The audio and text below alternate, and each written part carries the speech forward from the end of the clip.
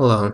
So I saw a question on Reddit asking about the Lee Study Blind Tactics feature. And for those of you who don't know, leestudy.org is an open source project where it has a lot of interesting chess study things. It integrates with the Lee chess studies. I think you can import them pretty easily and do some opening training in games tactics. But we're going to talk about the blind tactics modes under tactics, blind tactics. And just gonna explain what it is, how to get set up, and really just why it's useful for improving your visualization. I can't pronounce it. So first thing is to understand what is a ply, because that's how many plies should be hidden. And this is a key to understanding what blind tactics even is and what its purpose is. So a ply is also a half move. Now, if you don't know what a half move is, well, let's look at this first sentence. In a position, the following moves were played: king takes g2, queen takes e5, rook f3, rook ae8. So those are four moves, so two for white, two for black. King takes g2 is the first ply, or first half move. Queen takes e5, that's going to be black's move. That's the second ply. Rook f3 is the third ply, and rook e8 is the fourth ply. So this said the plies are hidden. So that means that we're on a position that's in the past from when the tactic will occur. So we're going to play this line. So imagine like a normal tactics puzzle. You would have this position shown and you have to find a tactic immediately for this position. In this, you're going to skip four plies by visualizing them in your mind and then also play out the tactic. So it's a lot harder and it's more practical training to what you actually do in calculations. So you can take easy tactics puzzles and make them harder by going back in history to further plies in the past. And so we'll start off. I'm gonna do a couple of examples, and I'm gonna start off really easy on one ply, and you'll see how the progression goes, and then you really get a feel for what's going on. So I'm just going to, let's see, I'll click blind tactics again to get a new puzzle. So sorry for those who were trying to solve that one in advance. Okay.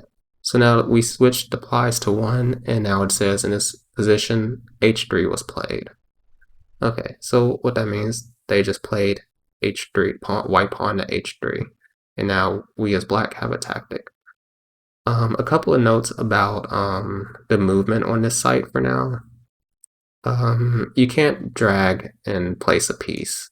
You can only click and then click where the destination square will be. And I've also noticed that when you're moving like a piece, like let's say there's the rook went to a8 and now you have to move the rook again. You don't see the rook on a8, but you would click it and then it'll show you its legal move. So it kind of gives you a hint if you just click around on the square if you just want to tip. Personally, I think that's kind of like you don't really want to get that feedback even, but I can understand why it's in there. And if you're like, I'm not going to get too much into detail, sorry.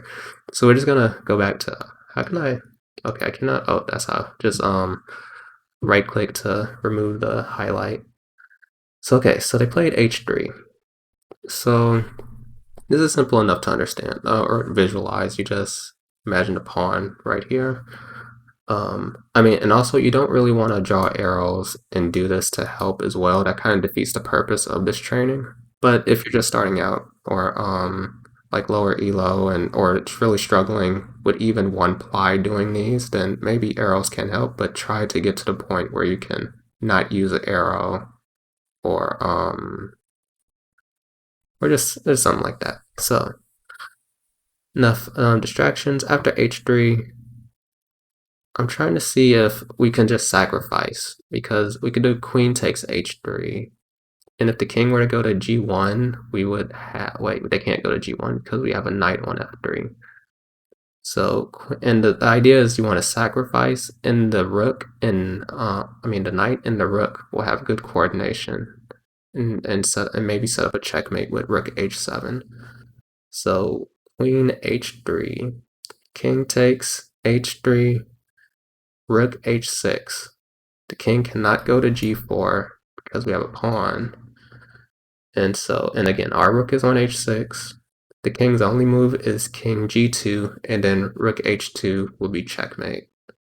So let's see how we go about playing that. So we click the queen and sacrifice. Click h2. Oh, that's another thing. This square should actually be highlighted. This was actually a bug on chess.com as well that I reported and they eventually fixed. But you can see this is supposed to indicate all the squares the queen can move to. And you see the e3 pawn, you could take that, but you could also take the h2 pawn. So this is actually a bug that we found today. Wait. h3. Oh, no, it was not a bug. See, now this is a learning experience for me. h3 was played, so that's why the queen cannot go to h2, obviously.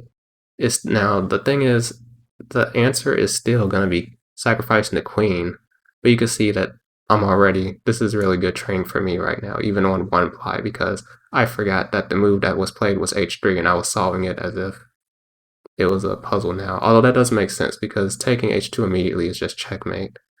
So I kind of just got mixed up, but we're going to click the queen and then go to h3. And it says correct. There are still more moves.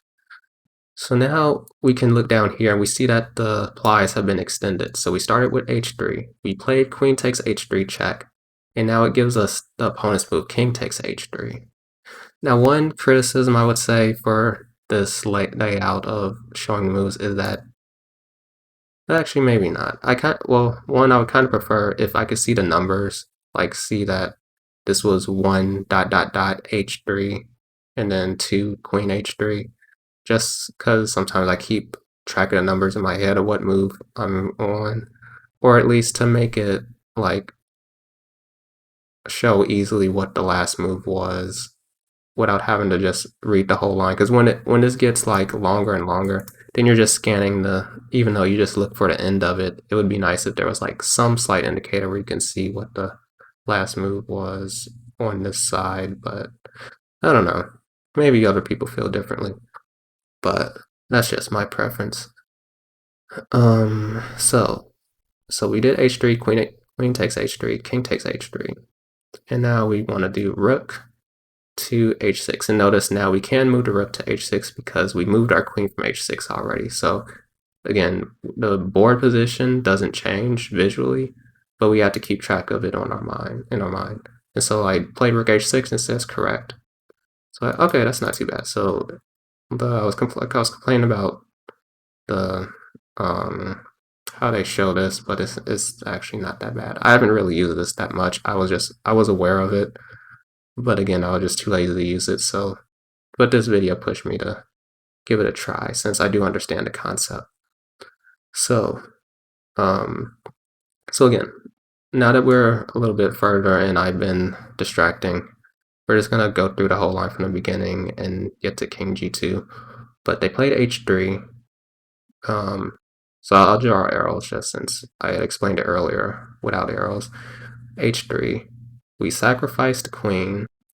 They take. We go here, and now they're here. And I said that rook h here, h2 will be checkmate.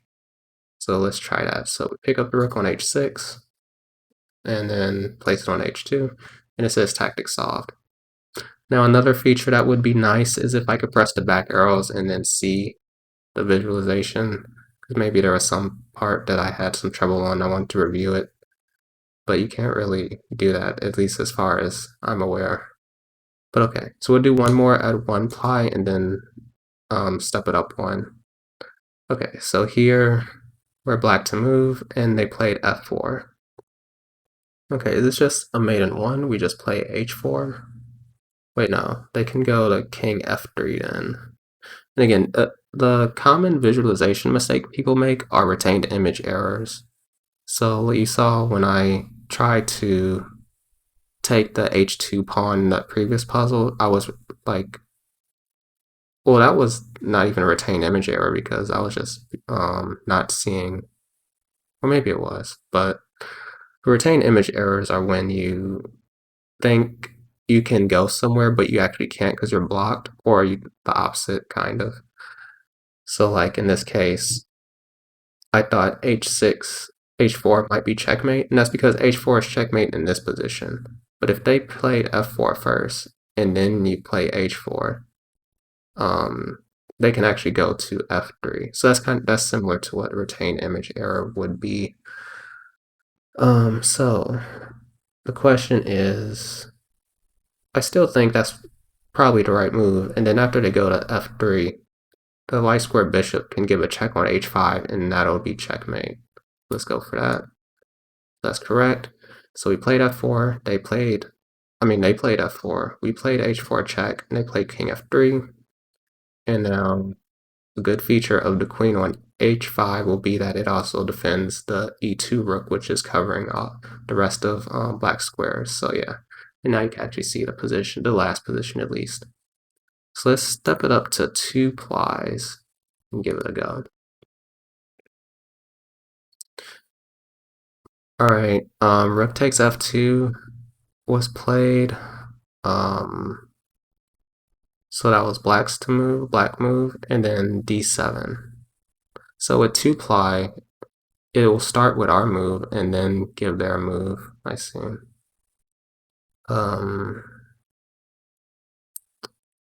So yeah, so we play rook f2, and they're about to queen. But we can take on g2. That's one possible idea. But that's not actually right. We want to set up a checkmate.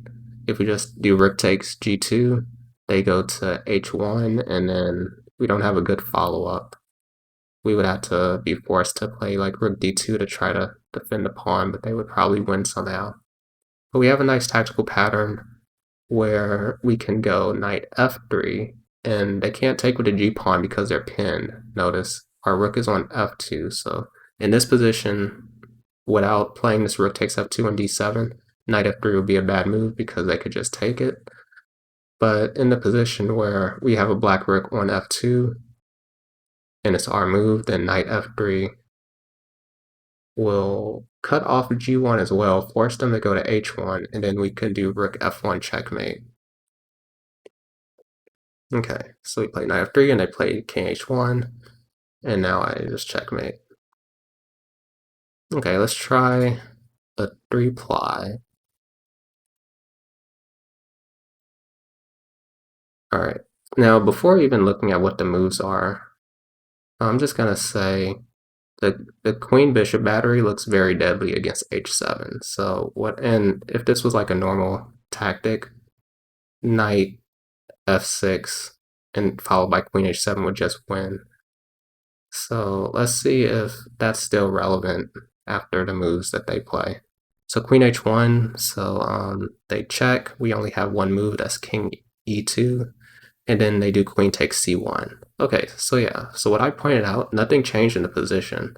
They just took our rooks, but it's fine because we can just checkmate. So you don't even need to visualize that much here. So we play knight f6, g takes f6, and now we're gonna give it a checkmate. Okay, and that's how like really strong players tend to see tactics like much before they happen. Like they have an idea that something's potent in the position, and then sometimes the opponent, not being careful, will just kind of allow them to play this idea that the master saw like so many moves back. And so that's like a very simplified example of how that kind of goes. Because like to me, it was like very obvious that that was a typical motive in the position, and given that this would be like a low-rated tactic, even if you had sight of what to do. I forgot my point, but whatever. So let's try a 4, and then after that I will end the video. Okay, so in this position, king g6. I don't even. It's hard to say like what side is starting to move. Like you can figure it out by math and how many plies you pick.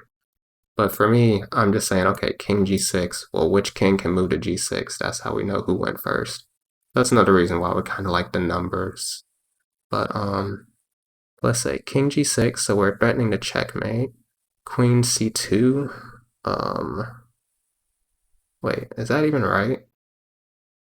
Queen g6. I mean, king g6. queen c2. At that point, we could just checkmate. But I guess this was like maybe a real game and they didn't do it, or I don't know. But for whatever reason, after queen c2, white king played king takes h6, and then rook e8. So rook e8 defends against rook f8 checkmate. But we do have a queen, so maybe that helps us. King g6, queen c2, and actually me doing this with my mouse is also almost like cheating with the arrows, so I'm gonna try to stop that. So king g6, queen c2, king takes h6, rook e8. So now it's already a little bit harder. Like you have to keep in mind what position, what square each piece is on. And so I know, okay, the queen is on c2. Their rook is on e8. Our king is on h6. That's the only thing that has changed. Now we can give a check with the queen on d4.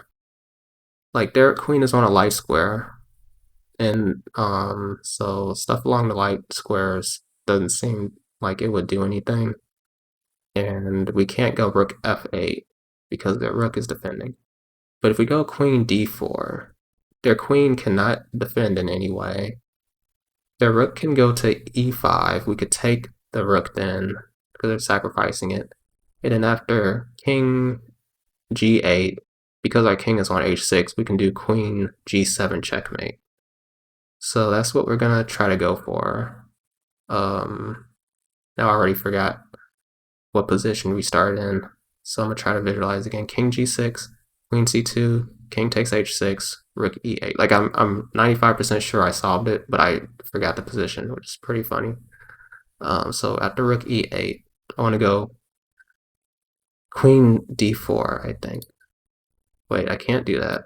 Oh, we have a rook.